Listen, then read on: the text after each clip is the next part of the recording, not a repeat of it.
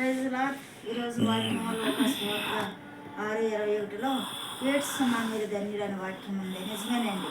కన్నీటితో విత్తువాడు సంతోషంతో పంట కోస్తామని కన్నీటి ప్రార్థనకే మనము మరి యొక్క ప్రార్థనకి జవాబు వస్తుంది కాబట్టి కన్నీటితో విత్తువాడు సంతోషంతో పంట కోస్తాడని మరి ఏడ్చున్న మీరు ధన్యులని వాక్యం చెలవిస్తుంది.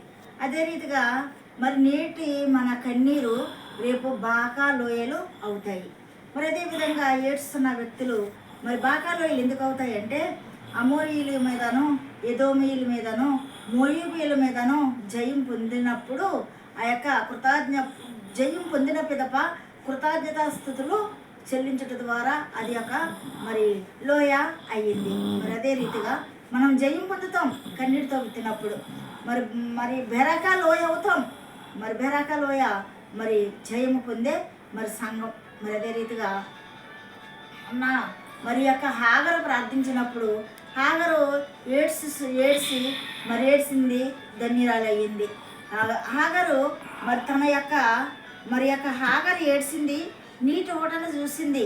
ఆ నీటి ఓటను చూసి మరి యొక్క ఆ నీటి ఓటను తిత్తుతో నింపుకుని వెళ్ళి ఆమె కుమారునికి ఇచ్చినట్లు మరి మన యొక్క హాగర గురించి సెలవిస్తుంది. మరి యొక్క హన్న ఏడ్చింది మరి సమూయేలును పొందుకుంది. ఈ సమూయేలును కూడా మరి సమూయేలును పొందుకుని ఏం చేసిందంటే మరి యొక్క సమూయేలును దేవునికి అర్పించింది. ఆయన దేవుని సన్నిధిలో అర్పించింది. ఎవరో హన్న.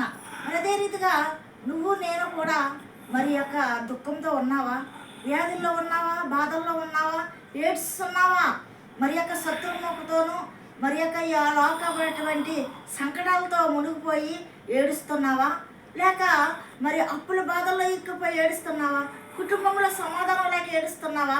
మరి నీ ఏడుపు ఇహలోక రీతిగా ఏడ్చుట కాదు, కానీ మరి దేవుని యొక్క సన్నిధిలో నువ్వు ఏడ్చినట్లయితే హన్నాలాగా మరి యొక్క హాగరులాగా మరి నువ్వు జయం పొందుకుంటావు, ధన్యత పొందుకుంటావు.